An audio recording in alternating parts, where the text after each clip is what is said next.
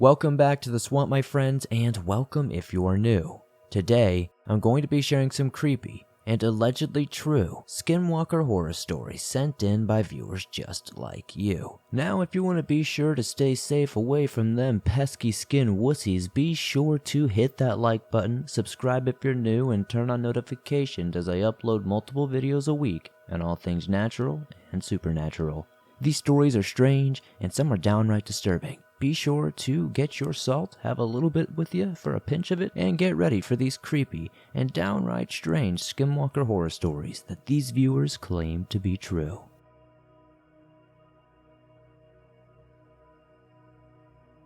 We went camping and met something absolutely horrible. By Anonymous. My girlfriend and I went to Marshall Lake in Flagstaff, Arizona, for dispersed camping. The scenery during the day was beautiful, but as soon as the sun went down, it got entirely too cold that we decided to put the fire and retreat to our tent.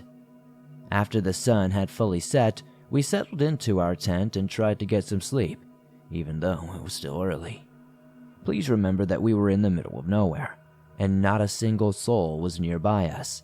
Perhaps maybe about 1.5 miles from the closest tent we had even seen. After lying down for 30 minutes or so, my girlfriend and I began to hear footsteps around our tent. We didn't hear anything approaching, and it was as if they conjured and just started right in front of our tent and started moving. We grabbed our bear spray. We decided to peek out the tent to see if there was anything nearby, but there was absolutely nothing out there. We went back to our sleeping bags feeling pretty spooked.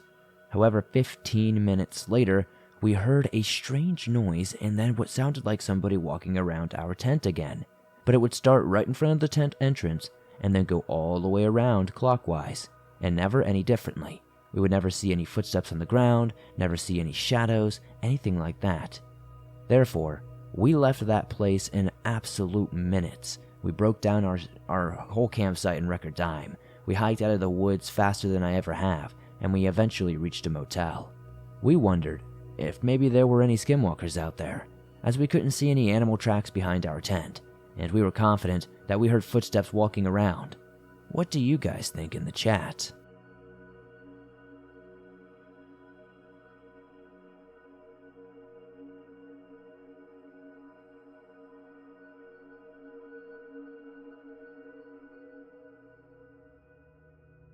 Skinwalker Encounter in Shenandoah by Anonymous.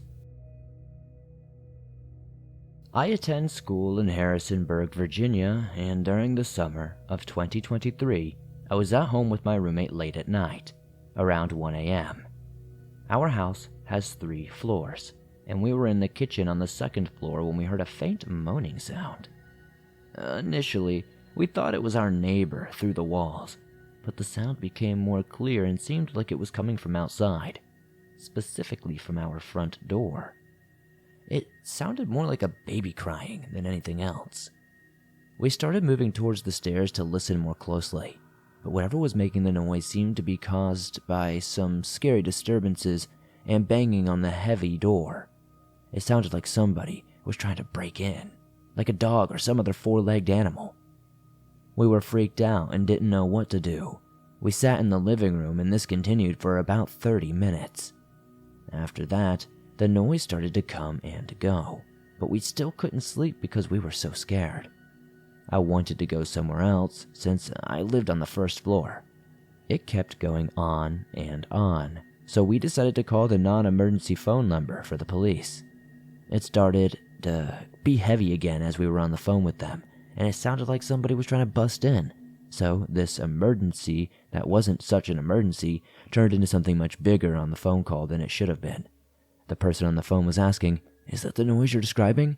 And I would again tell them yes, that was. So apparently the beating on the door was so loud that the person on the other end of the phone could hear it all the way down the hall from the front door. They said they would send somebody, but we have yet to see anybody, and this was days ago. So my roommate and I decided we were fed up. We eventually grabbed a kitchen knife, and so did he. We walked down the stairs. It was scratching and banging as we went down. I got to the door, looked out the peephole, and there was absolutely nothing there. We went back upstairs and it started again for around 10 minutes, but after that, it stopped. I eventually went downstairs and peacefully went to bed. I woke up the next day and checked outside, and again there was nothing there, no damage to the door, nothing at all. We still think about it, and we are convinced it was a Skinwalker. Does anybody have any thoughts on this? Was it a Skinwalker? A spirit? Anything else?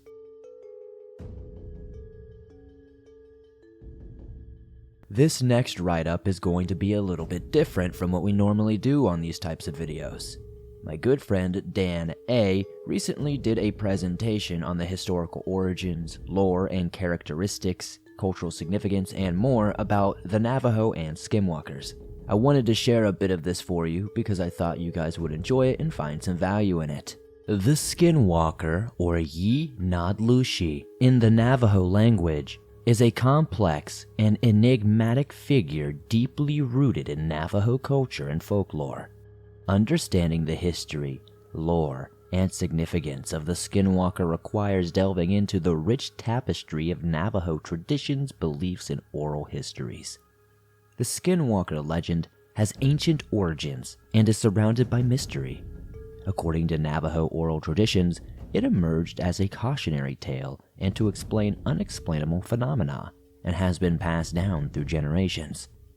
Though it is difficult to trace its exact historical origins, the idea of evil witches and shape-shifting creatures and other sorts of beings can be found in various indigenous cultures across the world.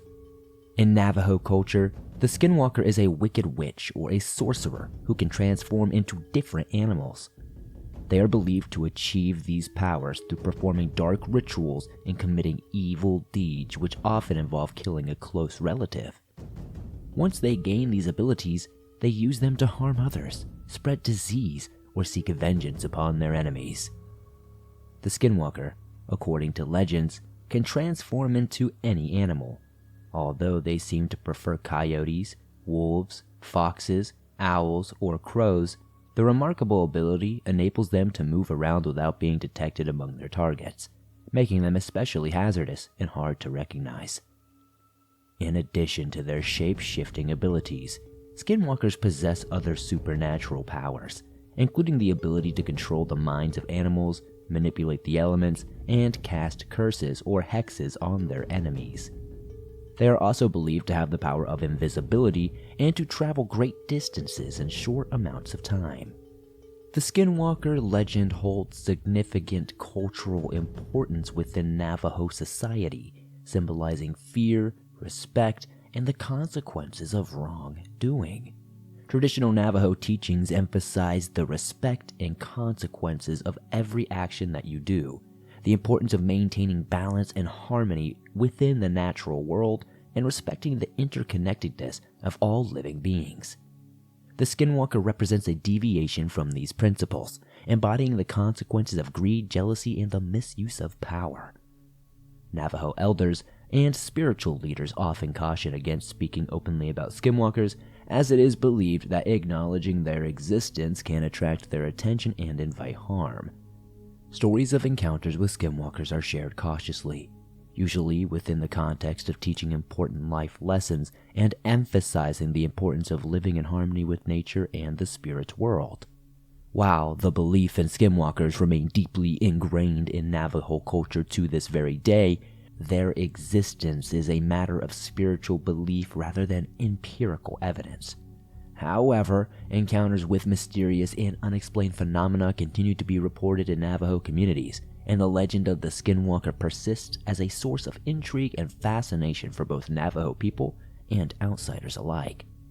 In recent years, there has been a resurgence of interest in Navajo folklore and mythology, leading to increased awareness and appreciation of the rich cultural heritage of the Navajo people.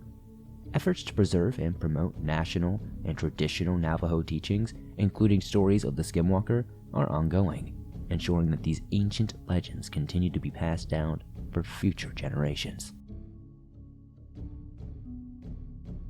When I was younger, I preferred to spend time at my great-grandmother's house rather than my own, Being right next door, my grandmother would often let me spend the night with my great-grandparents to get me out of her hair. My grandparents had their own bedroom on one end of the house, and on the other end was the room which I slept in whenever I visited. This bedroom was big to a 6 or 7-year-old, with a large bed that had sliding glass door cabinets for a headboard, and 2 large windows, one of which had a crate of toys for it, mostly building blocks and the like, that faced the side yard, which had several young pine trees. The other window faced a large barn out back that housed their camper and all manners of other things. Before I continue, I ought to mention that I'm a quarter Native American, of the Miami tribe, to be specific. My mother was adopted by a family whose heritage was distinctly French. While my grandmother wanted my mother and I to have nothing to do with our heritage, my great-grandmother embraced it, but never kept it from us, and even taught us a little bit about it. Me far less than my mother, since I was way too young to understand much before she passed. One night when I was sleeping over at my great-grandma's house, I woke up when the motion-detecting floodlight on the barn out the back turned on. The room was flooded with light, and I could see everything was clear. Unable to go back to sleep, I got up and decided to play with the blocks until the floodlight went out, and I could go back to sleep. For some reason, I felt the strange urge to look out the window into the side yard, so I climbed up on the crate under the window and peered out. There, in the side yard, was a man. He was in his late teens, 17 to 19, with neatly cut straight black hair, nearly ear length. He wasn't dark-skinned, but he wasn't white either. He wore what looked like tan Carhartt overalls and appeared to be examining a young pine tree not 15 feet from the window. The tree wasn't very tall, maybe 8 or 9 feet, but the young man was carefully moving the bottom branches this way and that, as if looking for something. I watched him for a minute or two, simply observing. I didn't feel frightened. Rather, I was curious. Then the young man lifted his head and looked around. When he saw me, the strangest thing happened. He looked startled, almost terrified. His eyes widened so far that I could make out their whites in the low light. There's no other way to explain what occurred after that, other than the crazy sounding. He turned into a deer and bolted away into the darkness.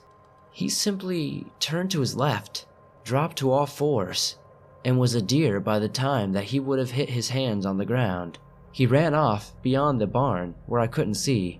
I don't remember the conversation I had with my grandmother about this in the morning, only that she seemed upset and was tight-lipped, and that she and my great-grandfather went out to look for that exact tree later that day. They didn't find anything, and my grandfather didn't want to hear about it anymore, so I shrugged it off. Years later I would learn what skinwalkers are. I would think back to the young man and how he could have been a skinwalker, how his overalls could have been deerskin. I would also think that my experience didn't line up with other skinwalker encounters. I didn't feel any fear. I didn't notice a stench and no one called my name. Also, the young man seemed to be afraid of me.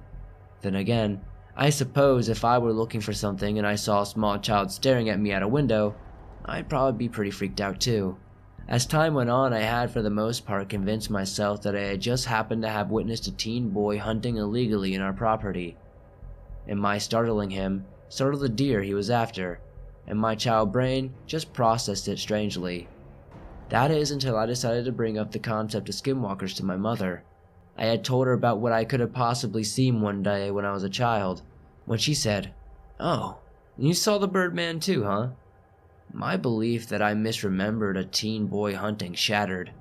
She wouldn't say much about it when I seemed confused, simply stating, "Oh, there was an old balding man who would dance around the roof with his belt made of feathers, and when I would go out there to yell at him for being so loud, he'd smile at me and fly off like a bird."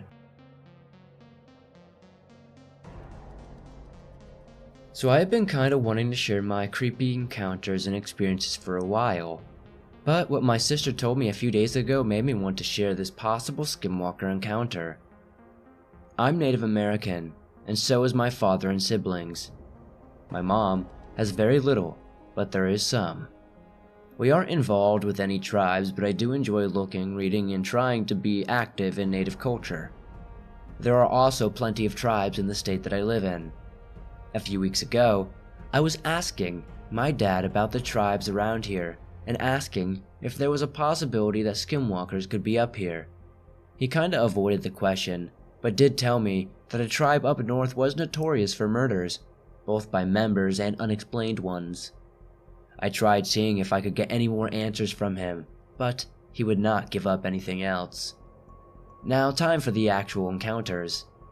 Both my sister and I have experienced them the most, but my brother has also had some unexplained scratching and whispering at night. It was rare, but it did happen. The encounters started at the beginning of the summer in 2017. Now, my sister and I share a room. She's always been scared of the dark, so being the nice big brother I am, I have shared a room with her. Anyways, it was around maybe 11 p.m. when I and my sister heard a weird sound. It sounded like a bird call, but definitely not normal. It sounded like someone with strep throat was trying to mimic a crow. Both me and my sister kinda just looked up from our phones and gave each other a weird look. We live in an apartment complex that's located on the edge of a small town. The town is a druggie town, so for like the first hour, we thought it was just some druggie outside tripping out. But it lasted about 3 hours or so, only ending around 2 a.m. My sister had fallen asleep and everything was quiet, but then I heard the big dogs down the road start barking like crazy. I thought it was just some weird timing or they saw an animal, but looking back, I think it might have been the first time this Skinwalker visited me. A few weeks go by, and the same sound starts at around 10 p.m. or 11 p.m. and would usually end at around 1 a.m. or 2 a.m. At first, I and my sister didn't really pay attention to it and eventually thought it was actually a weird bird. But one night, I had slept over at my friend's house, which was a trailer on the edge of the town right near mine. I and my friend were just about to fall asleep on the couches when I heard that same sound. I sat straight up and looked at my friend. "You heard that, right?" I asked her, thinking it was imaginary. "Yeah, it sounded like a bird. Why?" She told me back, probably thinking I was crazy. It's nothing. I just hear that a lot." I replied back. If I told her, she probably would have not believed me, but I just tried to make it seem like nothing. That night, the sound lasted until I fell asleep. Fast forward another week, and we're hearing the same sounds at night still. My sister now was starting to get paranoid.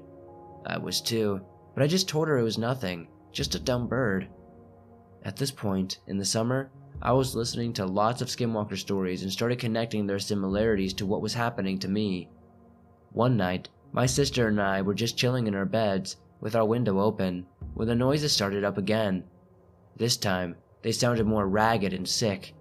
They stopped pretty quickly after they started. I and my sister just shrugged at each other.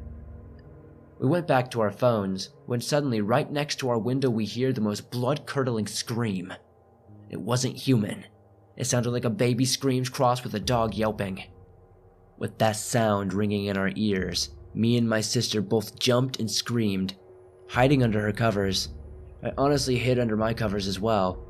With my heart racing, we waited for what seemed like hours until my sister whisper yelled at me, asking if it was safe. I had to put my big boy pants on and uncover to close the window. I did so rather quickly. When I got to the window, nothing was there. My sister wanted to tell our parents, but I knew they would not believe us. The next day, though, I had asked if they had heard anything, which they said they hadn't.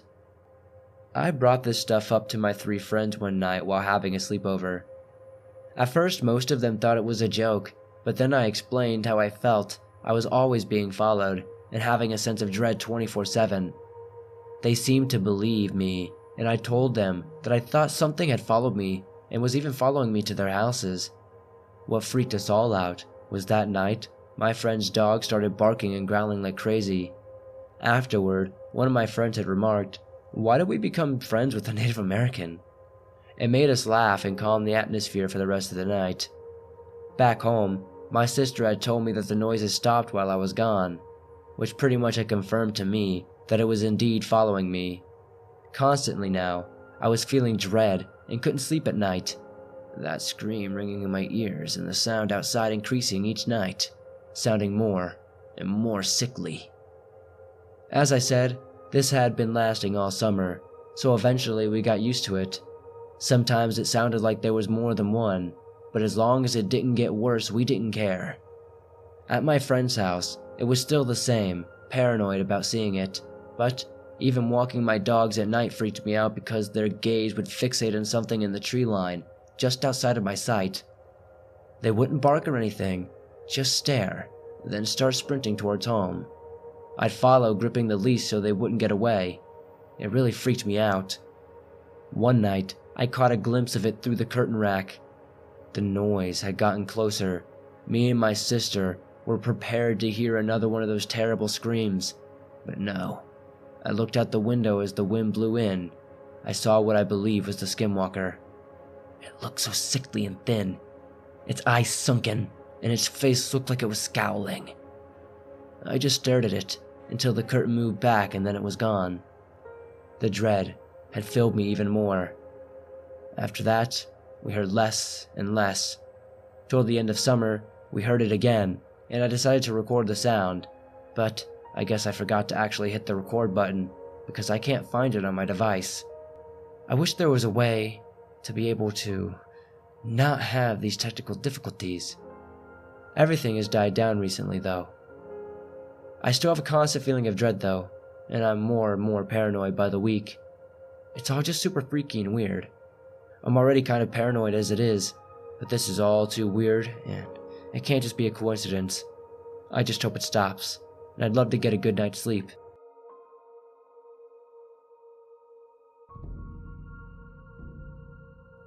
My apologies because I'm definitely not a writer, so I'm just going to try to tell you my story exactly how it happened. And if you have any answers or explanations, please let me know. For some basic background information, I'm 16 and I live in the western United States, and I am active in rodeo.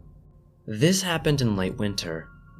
My brother and a close friend, who for the sake of the story we will call T, got permission from a local reservation to use their arena to practice roping. We got there early in the morning, so we would have all the time we needed. Now, mind you, my brother's horse and T's are both very even-tempered, and don't spook very easily. My mare, on the other hand, will panic at the littlest of things. She can be a handful most of the time, to be quite honest. Since the moment we got there, all of our horses seemed to be on edge. We shrugged it off and figured once they got to know their surroundings a bit more, they should be fine. After spending the better part of the day throwing ropes and chasing cattle, we decided to go for a ride on the trail and explore the area. By now, the horses seemed to have calmed down quite a bit. There is a river that ran close to the arena, so we decided to go explore down and check down to the river and give the horses a drink. Once we got about 30 yards away from the water, we could smell what could only be described as a rotting dead animal. Then something in the tree line caught the attention of all the horses, and after that, mine flat out refused to go any further. Being tired from a long day and frustrated by my horse's lack of cooperation, we all decided to call it a day. By this time, it was too late to load our gear and horses and take them back, so we decided it was just best to leave them there for the night and stay at T's because she lived closer to my brother than I. We got their stalls ready for the night, got them fed and watered, and headed over to one of T's family friends who offered to cook us dinner. After some good food, good laughs, and a few good games of pool, the weird encounter by the river was out of mind. When 9 o'clock rolled around, we all wanted to get some sleep, but I wanted to check on the horses one last time before we left, and when I mentioned this to T, his family friend warned me not to go there alone at night. Wanting to respect that, T offered to drive down with me. We got in the truck and headed back to the arena. It was only about a half a mile drive, but the road was very icy, so we had to drive slower than what I thought would have, been possible, to be honest. Before crossing the bridge that went over the river, this feeling of dread hit me like a ton of bricks. I looked out the window just to be met with those glowing yellow eyes I will never forget. They are hard to describe. There was not enough light hitting them to make them glow the way they did. I am normally a very rational person, but something in my gut told me that this thing was very wrong. That's when T turned to me and said, "Do you smell something bad, or is it just me?" At that point, I hadn't even noticed anything, honestly. When I didn't respond, she looked at me, then met my gaze just to see the same yellow-eyed glare that I was fixated on. We were both in terror, not knowing what this thing was. Where it sat, it looked like it could have been at least 8 feet tall, and there are no animals in their parts that large. I finally came to my senses and hit the gas, and our truck started sliding. But we got traction and made our way back to the arena. When we pulled up, the headlight hit the horses. The very first thing I noticed was my mare hadn't even touched her food, and for her, that's very out of the ordinary, because she's kind of a pig and normally eats more than her fair share. The other two hadn't eaten either, which again we found very odd, but being scared and cold, we got back in the truck and drove back without incident. We got to T's at about 11, and as soon as our heads hit the pillows, we were out like a light. All of a sudden, I woke up to my brother grabbing my arm and shaking me. I asked him what was wrong. He just put his finger over his mouth and pointed to the window. There was a tapping on the glass, and occasional scratching. I looked at the clock and it was 3 a.m. T and I hadn't told him about our encounter on the bridge, but it was late and I wasn't going to tell him now and scare him even more. Trying to be rational, I told him just to ignore it and try to get some sleep, but knowing what had happened, I was convinced it was the thing from the reservation and it had followed us back. I didn't sleep for the rest of the night, and as soon as the sun was up, I woke up T and my brother so we could go get our horses and get home, because I wanted my poor girl out of there and no longer with that thing. I told T about the tapping and scratching, so after coffee we went to look by our window for tracks, and sure enough, there was what looked like deer hooves, but they didn't track like normal deer. It was as if it was bipedal. This spooked us, but we just wanted to go see if our horses were okay, so we headed back to the reservation. They were all fine, but the food and water were still untouched. We got loaded up and out of there as fast as we could. As we drove over the bridge one last time, I looked into the tree line just to see a massive buck staring at me. He was large, and I mean unnaturally large. Very, very sickly looking though at the same time. His skin was just falling from his bones, and his legs bent the wrong way.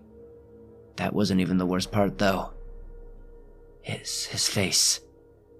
Those same ungodly yellow eyes. But when I made eye contact, I swear this thing, whatever it was, smiled at me with the most sickening smile I'd ever seen, with those yellow, pointed teeth.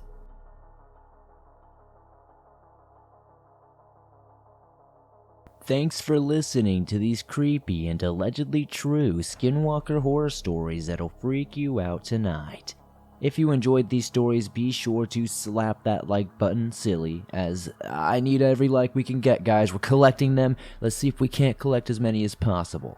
Anyways, be sure to subscribe and turn on notifications if you're new, as I upload multiple videos every single week on all things natural and supernatural. If you have a story that you would like to share in a future episode, whether it's with a skinwalker or something else, be sure to submit yours at swampdweller.net, or the email you can find in the description down below. I would love to share your story with everyone here in the swamp, and stories like yours will help keep this show going on a daily basis. If you're on the go but don't have YouTube Premium, but still want to download and listen to your favorite Swamp Dweller scary stories no matter where you are, you can listen to them and download them absolutely free from Spotify, Apple Podcast, Google Podcast, and pretty much everywhere else you find podcasts online. Thank you guys so much once again for supporting the swamp the way you do.